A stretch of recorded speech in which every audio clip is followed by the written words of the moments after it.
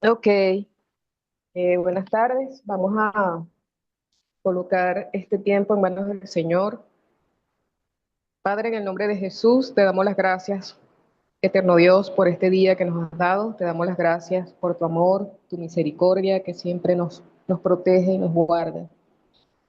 Padre, te damos las gracias por este tiempo en que disponemos cada sábado para aprender de tu palabra, aprender cómo hacer la exégesis, la hermenéutica a estos pasajes para enseñarlos y predicarlos de la manera como tú, Señor, lo enseñaste.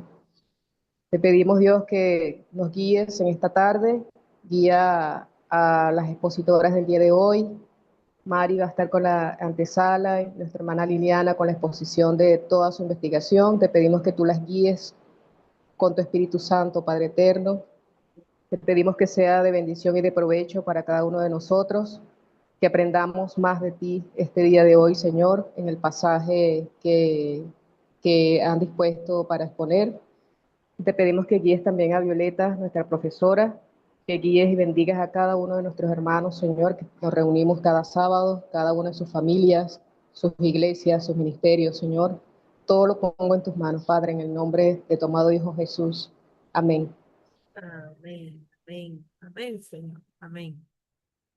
Bueno, entonces, Maribel, los micrófonos son tuyos. Si vas a proyectar algo o solo vas a hablar, tú nos dices. No, voy a hablar nada más, porque la hermana Liliana es la que tiene que darnos esa explicación.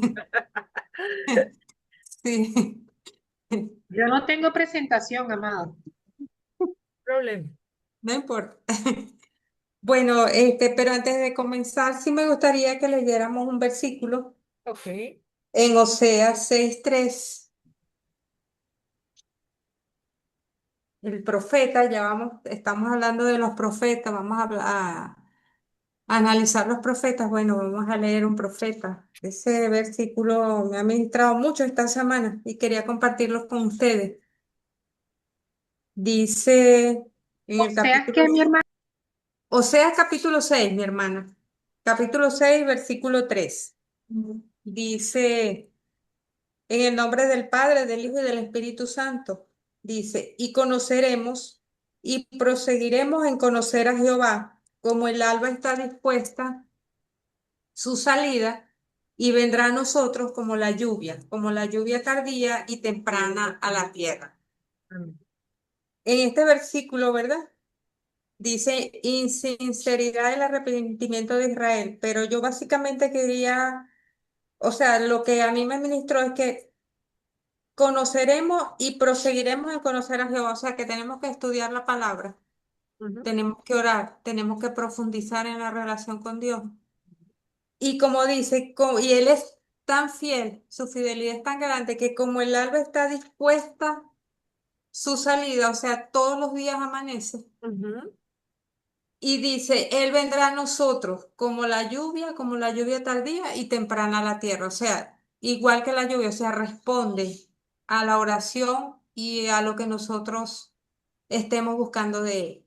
Ya sea buscar un propósito, ya sea lo que nosotros, esa relación estrecha que tengamos con Él. Amén. Quería compartir eso con ustedes en esta semana. Bueno, si me permites un comentario, ¿Sí? bueno, la hermana Lili estuvo en el taller de los Salmos y Ujú, tú sabes que los manuscritos antiguos estaban escritos de manera continua. ujú. Y luego en la Edad Media los masoretas fueron los que empezaron a hacer modificaciones para que se entendiera mejor. Y fue Jerónimo Ujú. de quien nos viene la traducción de la Vulgata Vera y luego la Vulgata Latina, quien puso las primeras divisiones en capítulos y versículos. Y a veces las sociedades bíblicas son las que ponen esos subtítulos, como ese de insinceridad de Del pueblo Ajá. Entonces, sí, si eso es un agregado de, por ejemplo, de Sociedades Bíblicas Unidas, eso no es Ujú. canónico, eso no es Ajá, inspirado. Así sí, que no hay problema sí. con Entonces eso. yo lo que pensé fue, yo dije, no, es la palabra, el versículo que fue lo que a mí me ministró esta semana. Bueno, y lo quiero compartir con los hermanos antes de comenzar Sí, la antesala. sí, a veces el título o el subtítulo que tenga ahí no se corresponde o uno Ah. lo ve como que no es. Entonces, Ajá, yo lo vi así medio raro, pero dije, bueno, me bueno, pongo a investigar, imagínate. comentario y ya. Bueno, empieza la antesala. Bueno, comencemos con la antesala. Buenas tardes, hermanos. Dios les bendiga, Dios les guarde. Hoy nos toca analizar al profeta Malaquías, le toca a nuestra hermana Liliana. Yo voy a dar cómo se estudian los profetas, o sea, según la hermenéutica. ¿Cuáles son los pasos a seguir? Hola Rosy, Dios te bendiga. Hola, Dios te guarde grandemente. Un abrazo. Bueno. Dice que para comprender la Biblia requiere estudio y dedicación, no se logra entender en una sola lectura. La profundidad de los pensamientos divinos exige tiempo, al igual que cualquier texto complejo, que era lo que hablábamos ahorita con el comienzo, cuando yo les hablaba, les pasé el versículo que debemos, además de conocer al Señor, proseguiremos en conocerlo, y ese es el estudio sistemático de la Biblia. No siempre es evidente, hay pasajes sencillos, pero la profundidad de los pensamientos de Dios a menudo requiere un esfuerzo analítico consciente. Por ejemplo, el rol del estudio. El Espíritu Santo no reemplaza la necesidad humana de invertir tiempo y dedicación en el estudio paciente de la Biblia. Muchas veces decimos, tomamos un versículo, no, el Espíritu Santo me guía. Sí, el Espíritu Santo nos guía a toda verdad, pero también tenemos que conocer el trasfondo histórico, social y a quién fue destinado ese libro. No nada más del Espíritu Santo, porque después se cometen errores. Bueno, que ahora es que estoy viendo hermenéutica, que me doy cuenta que lo cometen los pastores, bueno, casi todos los domingos desde el púlpito y nosotros empezamos a crecer con esos errores. El rol del estudio, bueno, ya les dije, el espíritu, hay que estudiar. Además de tener el Espíritu Santo, tenemos que estudiar. El peligro de la superficialidad. Leer los libros proféticos por encima, o sea, sin profundidad y sin un estudio riguroso, no garantiza ningún nivel de comprensión real. Para interpretar correctamente los libros proféticos es indispensable apoyarse en fuentes externas. Siempre la profesora nos dice, ¿verdad? En diccionarios bíblicos, comentarios bíblicos, los manuales bíblicos. El diccionario bíblico nos proporciona el fondo histórico, el bosquejo y las claves de interpretación necesarias para entender el contexto original. Mire, yo creo que es básico para los estudiantes tener un diccionario bíblico. Los comentarios bíblicos proporcionan un panorama más general, más amplio del contexto histórico y del trasfondo de cada libro, con un enfoque más narrativo porque lo explica versículo por versículo. Sin embargo, ahí hay que tener, y esta es una sugerencia mía, un poquito más de cuidado porque ahí influye lo que la opinión o la subjetividad de los autores. Aunque hay autores que son muy buenos, está William Barclay, Matthew Henry, hay muchísimos autores muy buenos, pero también hay que tener bastante cuidado ahí. Los manuales bíblicos son para consulta rápida, ofrecen una visión panorámica y concisa de las escrituras, útiles para comprender el contexto histórico, geográfico y literario de libros enteros o secciones proféticas en poco tiempo. Para realizar la exégesis bíblica es fundamental entender el contexto histórico. El contexto histórico. Ustedes saben, como nos lo explicó la profesora, hay uno general y uno específico. El general, el panorama de la época del profeta, la situación política, social y religiosa del tiempo en que el profeta escribió el libro. Y el tiempo de Isaías era muy diferente al de Jeremías. Y así cada profeta tenía su tiempo, ¿verdad? Aunque hay profetas que son contemporáneos. Por ejemplo, Isaías y Oseas o Amós, si no me equivoco, eran del mismo tiempo, solamente que uno estaba en el reino del norte y el otro estaba en el reino del sur. El contexto específico es concreto, ese está detrás del versículo, del capítulo o de un oráculo individual. El aspecto general de los libros proféticos. Los 16 libros proféticos del Antiguo Testamento se concentran en un periodo relativamente corto de la historia de Israel, que va del 760 al 460 antes de Cristo. Aunque Dios se comunicaba con su pueblo y existían profetas antes de esa época, Josué, Abraham o David, sus mensajes no se registraron en libros proféticos independientes, como los tenemos después, ¿verdad? Esto se debe a que ya se contaba con abundante material histórico y ya Dios había hablado a través de la ley, la cual guió a Israel hasta la llegada del nuevo pacto. Entonces, tenemos que ver el contexto, ¿verdad? Revisando bien el libro con las ayudas bíblicas. Esta concentración de libros proféticos escritos entre Amós y Malaquías. Permíteme un momentico, Maribel. Ajá. Entonces tenemos diccionarios, Ujú. eh, comentarios Comentarios y manuales bíblicos. y manuales. Los manuales es para consulta rápida. El comentario va versículo por versículo Ujú. y tú tienes razón. Uno lo que hace es echar una mirada, pero no se puede casar con lo que ese autor haya interpretado.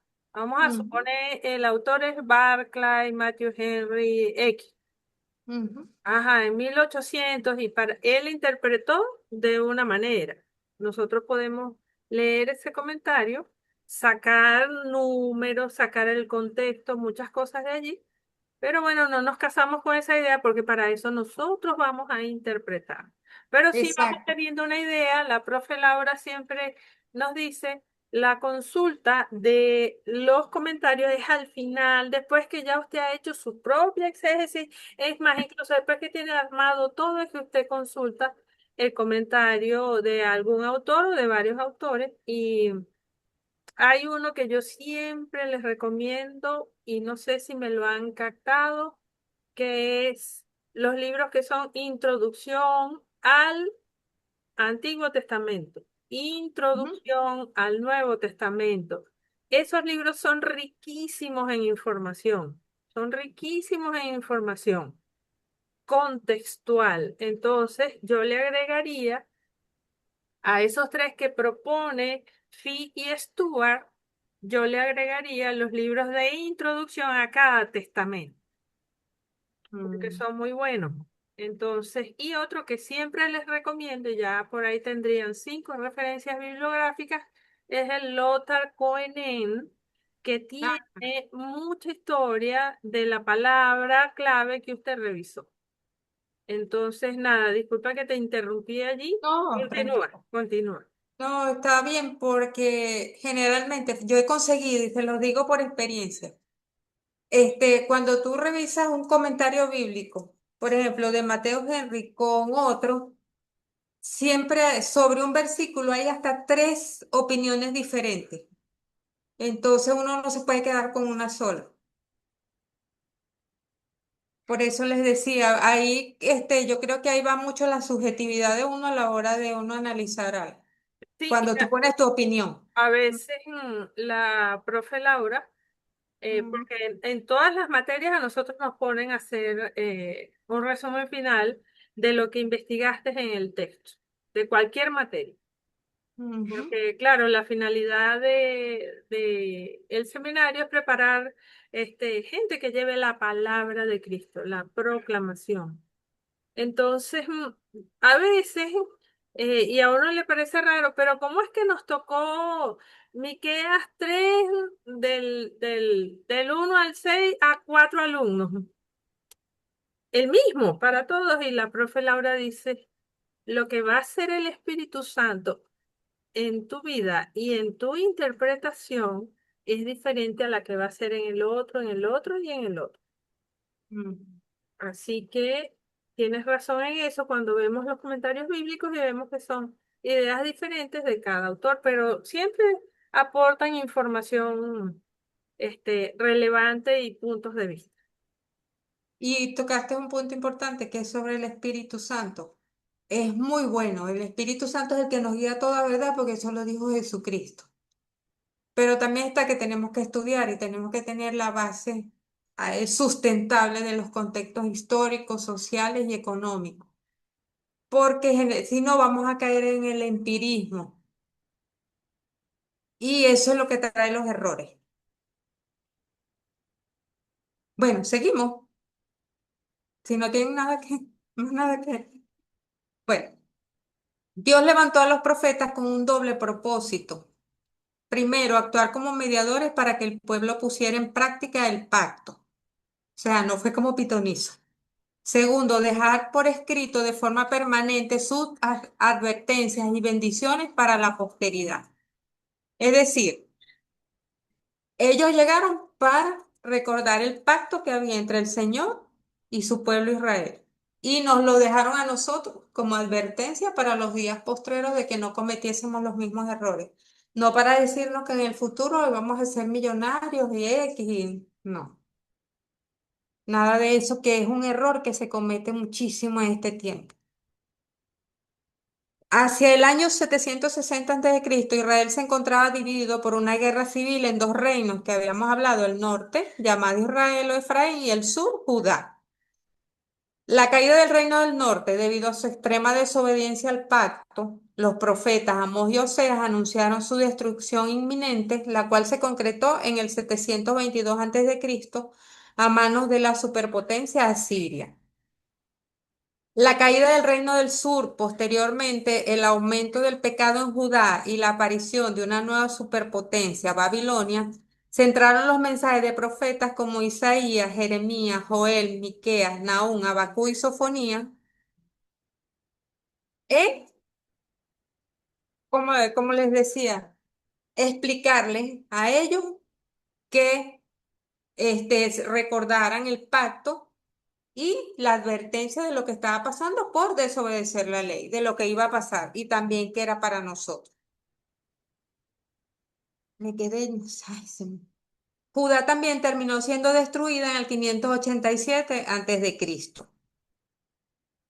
Tras la destrucción viene la restauración, entonces aparecen en escena los profetas Ezequiel, Daniel, Ageo y Zacarías y Malaquía, que proclamaron la voluntad de Dios para la restauración de su pueblo, iniciando con el regreso del exilio en el 538 a.C., la reconstrucción nacional y el restablecimiento de la ortodoxia. Esta secuencia histórica de juicio y restauración sigue el modelo teológico establecido en Deuteronomio 4 del 25 al 31. O sea, los mensajes proféticos. Era lo que les iba a decir. Fíjense. Vamos a leer Deuteronomio, la cita que dijiste, vamos a leer. Ajá, Deuteronomio 4 del 25 al 31. ¿La puedes Pero leer que les iba así o ajá, seguida? Ajá, Maribel, disculpa. les iba a decir que fíjense que ahí está esa cadena, ¿verdad? Que el Señor le establece de la caída por la desobediencia, tanto del norte como del sur, y la restauración, que van enlazadas unas con otras, y en cada una de esas están los profetas que el Señor levanta para hacerle la advertencia al pueblo, no para decirle, no para decirnos a nosotros, usted va a ser prosperado. No, Y ahorita les voy a decir algo, la televisión, esta enlace tiene la maratónica, eh, pacte para su sanidad. el Ajá. mensaje que llevaban los profetas del Antiguo Ujú. Testamento no era fácil, era un mensaje rudo, un mensaje que muchas veces decía, ustedes rompieron el pacto y lo que viene es difícil. Entonces, Y, el mensaje de los profetas, de todo aquel que lleva la palabra del Señor, que está proclamando la palabra del Señor, ujú, muy probablemente no es un, un mensaje lindo, bonito, sabroso. Vienen cosas grandes, hermano. No, a lo mejor sí viene castigo y cosas, pero el mensaje que llevaban los profetas del Antiguo Testamento, como bien lo vienes diciendo tú, son advertencias fuertes de parte del Señor Dios, que los utilizó a ellos para ser voceros de Él y de su palabra, diciéndole, mira, arrepiéntanse y vuelvan a mi camino, porque si no, lo que viene es lo que está sellado en el pacto, en el contrato. Y Entonces, supe, si tienen Deuteronomio por allí, por favor, vamos a ya leer. lo tengo, ya Ujú. lo tengo acá. Dice Deuteronomio 4 del 25 al 31 dice. Cuando hayáis engendrado hijos y nietos y hayáis envejecido en la tierra, si os corrompieres e hicieres escultura o imagen de cualquier cosa, e hicieres lo malo ante los ojos de Jehová vuestro Dios para enojarlo, yo pongo hoy por testigo al cielo y a la tierra que pronto pereceréis totalmente de la tierra hacia la cual pasáis el Jordán para tomar posesión de ella. No estaréis en ella largos días sin que seáis destruidos, y Jehová os esparcirá entre los pueblos, y quedaréis pocos en número entre las naciones, a las cuales os llevará Jehová. Y serviréis allí a dioses hechos de mano, de hombre, de madera y piedra, que no ven ni oyen, ni comen ni huelen. Mas si desde allí buscares a Jehová tu Dios, lo hallarás, si lo buscares de todo tu corazón y de toda tu alma. Cuando estuvieres en angustia y te alcanzaren todas estas cosas, si en los postreros días te volvieres a Jehová tu Dios y oyeres su voz, porque Dios misericordioso es, Jehová tu Dios no te dejará ni te destruirá, ni se olvidará del pacto que les juró a tus padres. O sea, les dice, mírate, si de viejo te pones a idolatrar, a hacer lo que no debes, vas a ser destruido. Pero si clamas a mí, yo soy misericordioso, yo te voy a restaurar. Y eso fue lo que pasó. Bueno, desobedecieron, viene la caída de los dos reinos. Primero la división del reino, del país de Israel, que no era país en ese tiempo, del reino de David. Se divide en los hijos de Salomón, en el norte y en el sur. Después ellos caen y después viene la restauración. O sea, se cumple la palabra en ese orden. Cuando clamaron, ¿en dónde estaban? En Babilonia, pero tenían que haber pasado. Y en ese tiempo, cada profeta que se levantaba era para recordarles el pacto que ellos habían violado. Y una parte con respecto a la vida de los profetas, como decía la profesora, no era nada fácil. Ninguno de los profetas, su vida fue fácil. Ninguno de los profetas. Fíjense, yo me pongo a ver Ezequiel. Ezequiel tuvo que comer, el Señor lo mandó a comer una cosa horrible, que fue un pan cocido con excremento. O sea, no era una vida fácil. Y eso fue simbólico, pero se cumplió. Y Ellos se terminaron cumplió y pagaban muchísimo dinero por pupú de palomas y se comieron a sus hijos. que comían a los hijos. Pero siempre es interesante que detrás del pacto, detrás no, muy evidente siempre está la misericordia del Señor, porque el Señor mandaba avisar para que vuelvan a mi camino para que no les pase esto, aquí estoy yo soy misericordioso, yo voy a perdonar. Siempre Sí, la misericordia del Señor por delante y eso es importante que lo tengamos en mente. Ok, María, continúa con tu presentación de los profetas. bueno, entonces íbamos por, bien, ¿verdad? Se cae el reino del norte, el sur, viene la restauración. Según lo establecido en Deuteronomio 4, 25 al 31.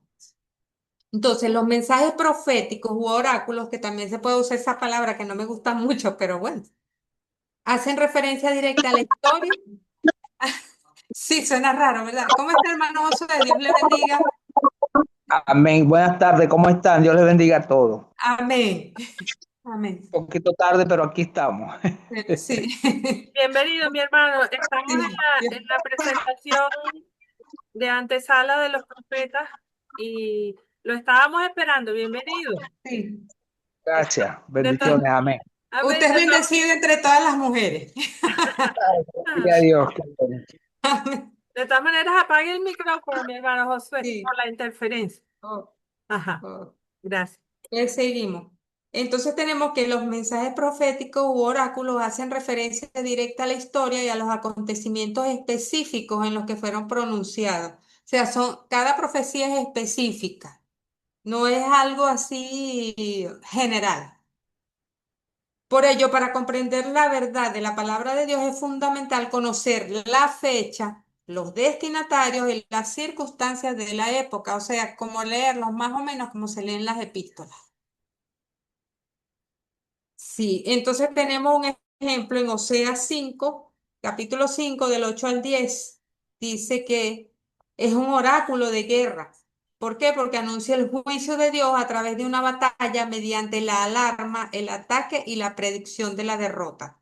Su significado solo se puede captar identificando el trasfondo histórico en el cual fue inspirado. Esa es una de las explicaciones que da y Stuart.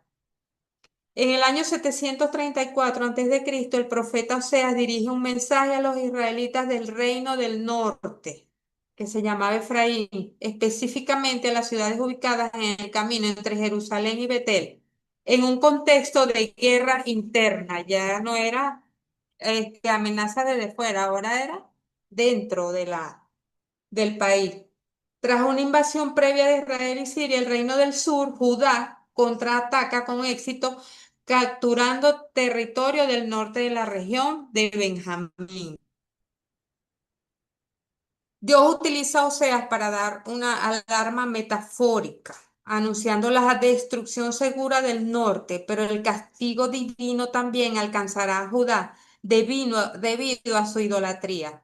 Con esta guerra fratricida, ambos reinos violaron el pacto divino que prohibía los conflictos internos, provocando la justa ira y el castigo de Dios.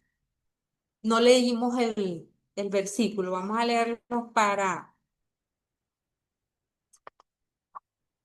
Oseas 5 del 8 al 10, son dos versículos y lo Sí, tengo, mientras lo ubicas, resaltamos allí, como aquí lo tengo porque tú sabes que yo leí mi versículo hoy. 5 del 8 al 10 dice, tocad bocina en Gabaa, trompeta en Ramá, sonad alarma en Betabén, tiembla, oh Benjamín, Efraín será asolado en el día del castigo en las tribus de Israel. En las tribus de Israel hice conocer la verdad. Los príncipes de Judá fueron como los que traspasan los linderos, derramaré sobre ellos como agua mi ira. Y habla todo sobre lo que ya viene, pues Efraín va a ser vejado y todo eso. Pero fíjense que el castigo va a ser una guerra por la pelea de los dos reinos, ya no era de fuera, era una guerra civil entre las tribus. Y sobre ellos viene el juicio una que guerra, acabamos de leer. una guerra Entonces, entre hermanos, una guerra entre entre hermanos, hermanos, sí. y Entonces, el que alinea las guerras entre hermanos está rompiendo el pacto y dice que es lo que le viene. Y si ven bien todo lo que ha leído Maribel, fíjense lo importante que es tener datos históricos para poder entender les iba a el decir, contexto del profeta. Se desconectó el la profeta. presentadora. ¿Será que se le fue la luz? Ay, Dios mío. Ajá, continúa, Maribel. Tenemos un Bueno, micrófono. y lo importante también que cuando estemos investigando, buscar un mapa y ubicarnos en ese mapa para ver esa profecía. Eso también nos va a ayudar a ver, a contextualizar qué pasó y cómo estaba dividido ese territorio en ese tiempo. Y por qué dicen que son hermanos, por qué esto, por qué pasó esto otro, por qué se dividieron los reinos. Entonces, todas esas cosas nos va del contexto en que el profeta dio la profecía. Amén. Seguimos. Ay, Dios mío. Bueno, eso fue, es que la luz está terrible. Bueno, Señor, tiene en sus manos